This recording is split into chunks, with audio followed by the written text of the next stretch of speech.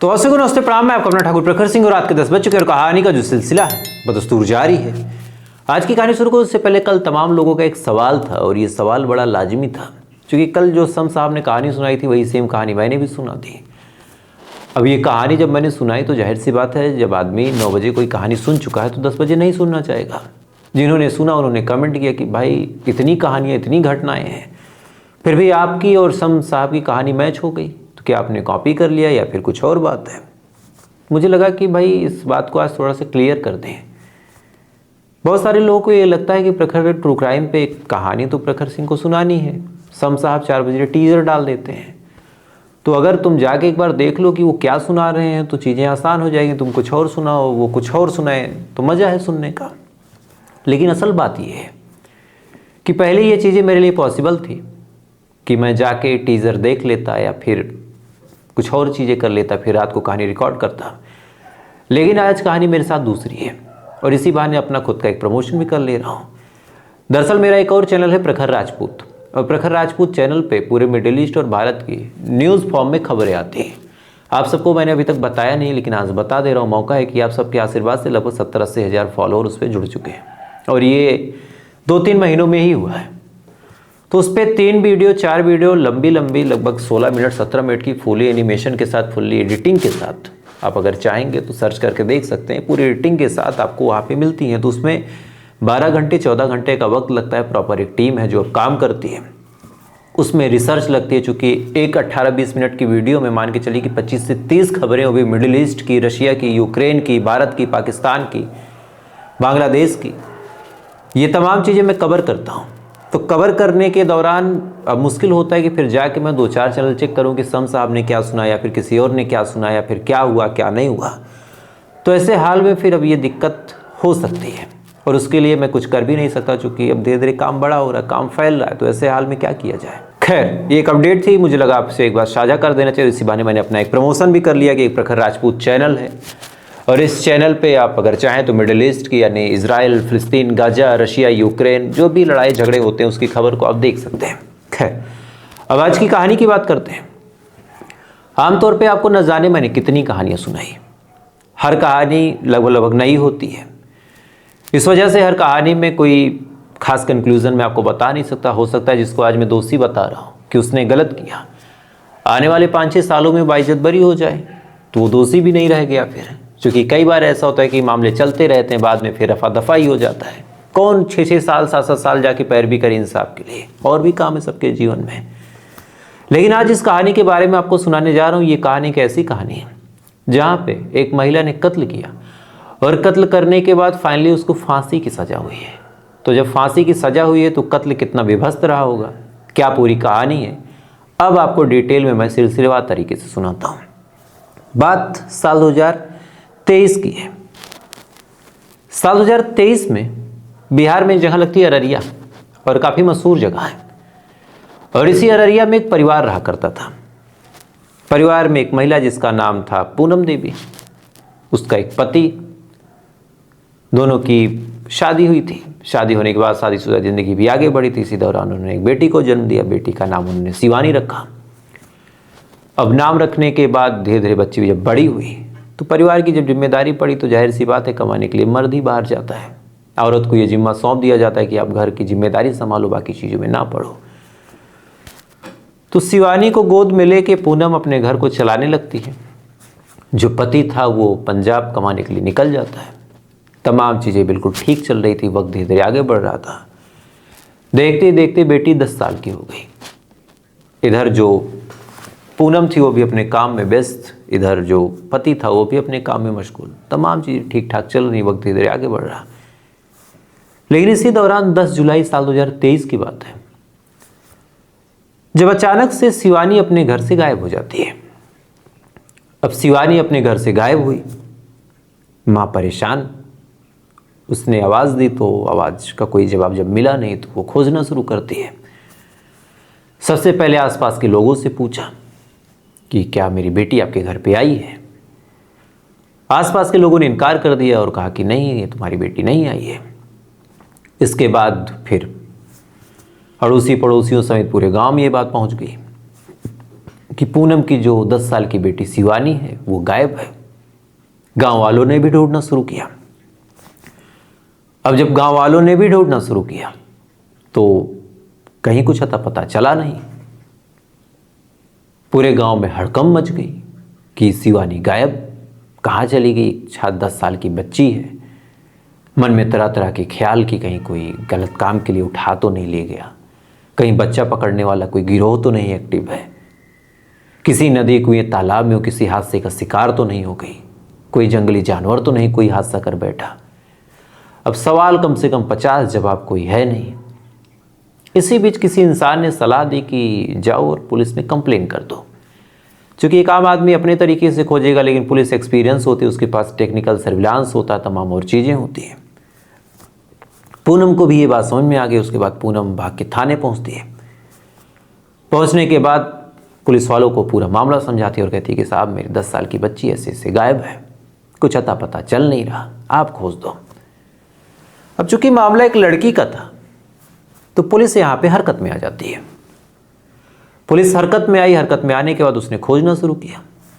लेकिन अब 10 साल की उस लड़की के साथ प्रॉब्लम ये थी कि ना तो उसके पास कोई फ़ोन था, ना ही उसके कोई सोशल मीडिया अकाउंट्स थे कि वहाँ से कुछ खंगाल के पता चले, या फिर नंबर को सर्विलांस पे लगाएं, या फिर लास्ट लोकेशन खंगाली। ऐसी कोई चीज़ थी नहीं। गांव के साइड में इनका घर था तो किसी को ज़्यादा भनक लगती नहीं। अब पुलिस वाले खोजे कैसे? बहरहाल पुलिस वालों ने अपना पारंपरिक तरीका अपनाया और अपनाने के बाद सबसे पहले आसपास के बस स्टैंड, आसपास के रेलवे स्टेशंस और तमाम वो जगह जहाँ गाड़ियाँ वगैरह मिलती हैं वहाँ पे पूछताछ शुरू कर दी, इस उम्मीद में कि अगर कहीं गई होगी, घर से नाराज़ हुई होगी, माँ से कोई झगड़ा हुआ होगा, कोई बहस हुई होगी तो ऐसे हाल में पकड़ लेंगे। एक दिन गुजर गया, शिवानी का कुछ पता चला नहीं। इसी दौरान शिवानी जहाँ पढ़ती थी वहाँ पे भी पता करना शुरू किया पुलिस वालों ने कि वहाँ किसी के पास कोई जानकारी हो, वो भी नहीं। 10 साल की बच्ची है तो प्रेम प्रसंग, बॉयफ्रेंड गर्लफ्रेंड का कोई मतलब था नहीं, वो तो मासूम बच्ची थी। तो फिर आखिर वो गई कहाँ? इधर पुलिस वालों ने परिवार वालों से पूछना शुरू किया कि क्या आपकी किसी से कोई दुश्मनी, किसी से कोई रंजिश, किसी ने कोई धमकी दी, कोई अपहरण, कोई फिरौती का फोन। तमाम तरह के सवाल पुलिस वाले परिवार वालों से करते रहे। परिवार वाले हर चीज का जवाब देते रहे और कहीं से भी कोई ऐसी बात मिली नहीं। एक दिन और गुजर गया, एक दिन और गुजर गया। इसी दौरान पूनम जो है अपने घर में ही एक कमरा था, वहां पे मक्का वगैरह रखा था, वहां पे भूसा वगैरह भी था। वहां से कुछ बदबू महसूस करती है। जब बदबू महसूस करती है तो वहां पे देखने के लिए जाती है। अंदर जब गई, अंदर उसने जो कुछ देखा उसे देखने के बाद बदहवास चीखती हुई बाहर आती है। इसके बाद आसपास के तमाम लोग वो भी जाते हैं, वो भी बदहवास बाहर भागते हैं। इसके बाद फौरन पुलिस को फोन जाता है, पुलिस आती है। पुलिस भी जब उस जगह को देखती है तो देखने के बाद दहल जाती है, क्योंकि उस जगह पे एक डिकम्पोज लाश, जिसके शरीर के हर एक अंग से शायद खून रिस के लाल होकर काला पड़ चुका था। पूरा शरीर ऐसा कि मानो एक अच्छा भला इंसान देख ले तो डर जाए।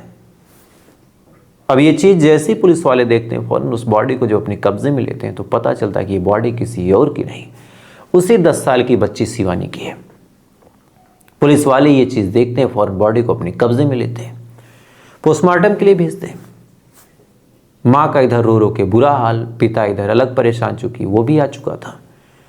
गांव में दहशत का माहौल कि किसी ने बच्ची को मार दिया, तमाम तरह की बातें कि किसी ने रेप कर दिया, किसी ने रेप करके मार के घर के अंदर फेंक दिया। गांव वाले आपस में ही पहेलियां बनाने लगे कि उस इलाके में कौन सा लड़का गया था। 2-4 लोगों पे शक भी जाहिर हो गया कि ये उधर तो गया था, लेकिन पुलिस अपने हिसाब से जांच पड़ताल कर रही। इधर पोस्टमार्टम हुआ, रिपोर्ट आई। रिपोर्ट में ना ही कहीं रेप की कोई बात, ना ही किसी और चीज़ की कोई बात। हाँ, इतना था कि चाकू से गोद के उसको मारा गया था। अब एक 10 साल की लड़की जिसके साथ कोई गलत काम भी नहीं हुआ, परिवार वालों के हिसाब से उसकी किसी से कोई दुश्मनी नहीं थी, तो आखिर किसी ने उसको क्यों मारा होगा और मारने के पीछे वजह क्या थी, और मारा तो घर के अंदर कैसे छुपा दिया? ये 3 सवाल ऐसे थे जिसको पुलिस वाले सुलझाने की कोशिश कर रहे थे। और तीनों में से किसी एक का भी जवाब नहीं मिल रहा था। जांच पड़ताल चलती रही, तफ्तीश चलती रही, वक्त धीरे धीरे आगे बढ़ता रहा। ना ही कहीं से कोई सबूत मिला, ना ही कहीं से कोई सुराग मिला। धीरे धीरे पानी की तरह केस भी बहता चला गया। 6-7 महीने गुजर गए। कुछ टाइम तक तो माँ बाप बेचारे थाने के चक्कर लगाते रहे, लेकिन धीरे धीरे जब कहीं से कुछ बात बनी नहीं तो फिर उन्होंने भी चक्कर लगाना बंद कर दिया। 6 महीने गुजर गए। 6 महीने बाद शिवानी की बिसरा रिपोर्ट आ जाती है और जैसे इस बिसरा रिपोर्ट को पुलिस वालों ने देखा, उनकी आंखें फटी की फटी रह गई। दरअसल उस बिसरा रिपोर्ट में ये मेंशन था कि शिवानी के पेट से एक केमिकल है जिसका नाम है डिकोलरस। ये केमिकल मिला है। अब जैसे इसकी मौजूदगी मिली, फॉरेंसिक वालों ने पुलिस वालों को बताया कि डिकोलरस तो एक कीटनाशक है और अगर कोई इंसान इसको खा ले तो वो बेहोश हो जाता है, और अगर इंसान बेहोश हो गया तो उसके साथ आप कुछ भी कर दो, किसी को कुछ पता चलना नहीं है। अब पुलिस वालों का माथा ठनक गया कि चलो मान लो किसी ने चाकू से उसका कत्ल कर दिया, वो तो ठीक है, लेकिन डिकोलरस कैसे मिल सकता है? किसी ने क्या खिला दिया और कैसे खिला दिया? इधर मां से जब पूछा गया था तब मां ने कहा था कि लास्ट टाइम वो मछली खा के सोई थी, सुबह उसका पता चला नहीं। अब पुलिस वालों को 2-3 चीजें बड़ी अजीब लगी कि पहला, उसके पेट में डिकोलरस का मिलना, दूसरा, अपने ही घर में एक कमरे में उसकी लाश का मिलना और 2 दिन तक मां को पता नहीं। कोई कातिल आएगा, कत्ल करेगा तो लड़की चीखेगी, चिल्लाएगी, मदद के लिए गुहार लगाएगी, तो मां को कुछ पता चला नहीं। तो कहीं ऐसा तो नहीं कि मां ही कुछ छुपा रही है? अब ये सवाल जब पुलिस वालों के जहन में आया तब पुलिस वालों ने मां को तलब किया। जब तलब किया तो मां ने रोना धोना शुरू कर दिया और कहा कि ऐसी कोई बात नहीं है। लेकिन कहते हैं ना कि पुलिस वाले जब अपने पे आए तो मुर्दे भी बोलते हैं। पुलिस वाले यहाँ पे अपने पे आते हैं और अंत में पूनम देवी अपना मुंह खोलती है और उसके बाद पूनम देवी ने वो कहानी सुनाई जिसको सुनने के बाद आज आप दहल जाएंगे। दरअसल इस कहानी की असल शुरुआत होती है जून साल 2023 से। पति बाहर था और इसी बाहर रहने के दौरान जब पूनम घर पे अकेली पड़ी तो उसकी नज़दीकियां गांव के एक लड़के से हो गई। लड़के को भी बढ़िया मौका मिला कि चलो घर पे अकेली महिला है, क्या दिक्कत है, शादीशुदा है तो कोई गले पड़ने वाली बात भी नहीं है। पूनम को भी एक सहारा मिल गया। उसके बाद दोनों के बीच नाजायज संबंध शुरू हुआ। कोई रोकने वाला नहीं, कोई टोकने वाला नहीं, कोई देखने वाला नहीं, तो जब मन तब मिलते थे। गांव के कोने में घर था तो कोई जान नहीं पाता था। रात के अंधेरे में शख्स आ जाता था, दिन के उजाले होने से पहले चला जाता था। ये तमाम चीज़ें लगातार कंटिन्यूसली चलती रही। लेकिन कहते हैं कि इसको या मुझको छुपाए नहीं छुपता। एक दिन 21 जून की बात है जब पूनम देवी अपने बॉयफ्रेंड जिसका नाम रुपेश सिंह था उसको बुला के उसके साथ इंटीमेट यानी कि फिजिकल रिलेशन बना रही थी, न्यूड होके यानी नग्न होके। इसी दौरान उसकी बेटी शिवानी नींद से जाग जाती है। अब 10 साल की बच्ची थी, कोई बहुत छोटी भी नहीं थी। उसने जब देखा कि उसकी माँ किसी के साथ नग्न हालत में है तो उसको कम से कम इतना ज्ञान तो था कि ये चीज़ें गलत हैं। वो भड़क गई। उसने कहा कि अब मैं ये चीज़ें पापा को बताऊंगी। बहरहाल उस टाइम उसको डरा के, धमका के और ये धमकी दे के कि तुम बताओगे तो ये होगा, तुम नहीं बताओगे तो तुमको चॉकलेट मिलेगी। ये लोग उसको मना लेते हैं। लड़की खामोश हो गई, कुछ बात ज़्यादा बड़ी नहीं। लेकिन अब पूनम और रुपेश के मन में एक डर कि कहीं इसने बता दिया तो बड़ी बदनामी, बड़ी दिक्कत, मामला बढ़ जाएगा, लोग फंस जाएंगे। ये तमाम चीज़ें ये लोग दिमाग लगाते रहे। इसी दौरान पता चला कि जो पूनम का पति है इसी जुलाई महीने में आने वाला, साल 2023 के। जैसे ही ये बात इन्होंने सोची, फौरन इनके दिमाग में तमाम ख्याल आने लगे कि अगर गलती से भी इसको पता चल गया तब तो मामला बिगड़ जाएगा, तो फिर क्या करें। तब दिमाग में ख्याल आया कि क्यों ना अब इस बच्ची को ही ख़त्म कर दे, एकमात्र सबूत है, इसको मिटाना पड़ेगा। इसके बाद प्लानिंग बनी, कीटनाशक दवा लाई गई। उसके बाद माँ और रुपेश ये दोनों मिल के पहले तो माँ मछली बनाती है और उस मछली में इस कीटनाशक दवा को मिलाती है। 10 साल की बच्ची शिवानी जब कीटनाशक दवा को खाती है, खाने के बाद चंद घंटों में बेहोश हो जाती है। बेहोश होने के बाद फिर रुपेश की मदद से शिवानी का उसकी सगी मां पूनम बेरहमी से चाकू मार मार के कत्ल करती है। कत्ल करने के बाद लाश को उस मक्के के ढेर में छुपाती है जहाँ पे जलावन वगैरह रखा था, और छुपाने के बाद रात भर शांति से सो जाती है, सुबह उठ के खोजने का नाटक करती है और पूरे गांव को ये विश्वास दिला देती है कि उसकी बेटी को कोई चुरा ले गया, कोई उठा ले गया। उम्मीद थी, प्लान था कि लाश को ठिकाने लगा देंगे, लेकिन वो लगा नहीं पाई। इधर पति भागा भागा आ गया, क्या करे। जब बदबू हुई तब इसने खुद लाश को खोज के दिखा दिया ताकि कोई डाउट न करे। यानी अपने आप को इनोसेंट और अपने आप को निर्दोष दिखाने के लिए आखिरी सांस तक इसने कोशिश भी की। लेकिन जब बिसरा रिपोर्ट निकल के सामने आई तब ये पूरा मामला खुल गया। अब ये मामला जब पुलिस के साथ लोगों तक पहुंचा तब बिहार और अररिया के लोग ऐसे नाराज हुए थे कि उनका बस चलता तो वो खुद ही फांसी पे चढ़ा देते। मीडिया ट्रायल हुआ, पब्लिक का सेंटिमेंट जागा। जब ये मामला कोर्ट में गया तब कोर्ट ने कहा कि इस मामले को फास्ट ट्रैक कोर्ट पे ट्रांसफर किया जाए। उसके बाद साल 2023 में तो ये मामला हुआ, 6 महीने बिसरा उसरा आप मान लीजिए। 2024 से ये मामला फास्ट ट्रैक कोर्ट में है। ध्यान दीजिएगा, फास्ट ट्रैक कोर्ट में होने के बाद 2 साल, चूंकि अब दिसंबर महीना आ गया है, नवंबर है, 2 दिन में दिसंबर। फास्ट ट्रैक कोर्ट में 2 साल तक लगातार ये मामला चला। सामने वाली जो पार्टी है, ध्यान दीजिएगा, इसको क्यों इतना लंबा खींच रहा हूं, पूनम गरीब घर की, ऐसा नहीं कि कोई बहुत महंगा वकील, बहुत हाई प्रोफाइल वकील उसमें आके खड़ा हो गया। लेकिन ताजुब की बात आप देखिए कि एक महिला जिसकी तरफ से कायदे से कोई मुकदमा लड़ने वाला भी नहीं हो, उसने अपना इकबाल जुर्म कर दिया। तमाम सबूत उसके खिलाफ है, सर्कमटेंशियल एविडेंस उसके खिलाफ है, तमाम और चीज़ें हैं, 2-4 लोगों की गवाहियाँ हैं, मोटिव है, मर्डर वेपन है, साथ ही कबूलनामा है, पोस्टमार्टम रिपोर्ट है, बिसरा रिपोर्ट है, क्राइम सीन पे महिला की मौजूदगी है, कोई डिफेंस में बढ़िया लॉयर नहीं है। उसके बाद भी 2 साल बाद, ध्यान दीजिए कि 2 साल बाद फास्ट ट्रैक कोर्ट में ट्रांसफर किया गया, इतना सा पॉसिबिलिटी थी। उसके बाद भी 2 साल बाद इस केस का अहम फैसला आया है और जज साहब ने दोषी करार देते हुए कहा कि इस महिला को तब तक लटकाया जाए जब तक इसकी मौत ना हो जाए, यानी हैंगिंग टिल डेथ, सजाए मौत। अब ये सेशन कोर्ट का फैसला है। जाहिर सी बात है हाई कोर्ट में मामला चैलेंज होगा, वहाँ में भी बेल मिल जाए, नहीं मिलेगा।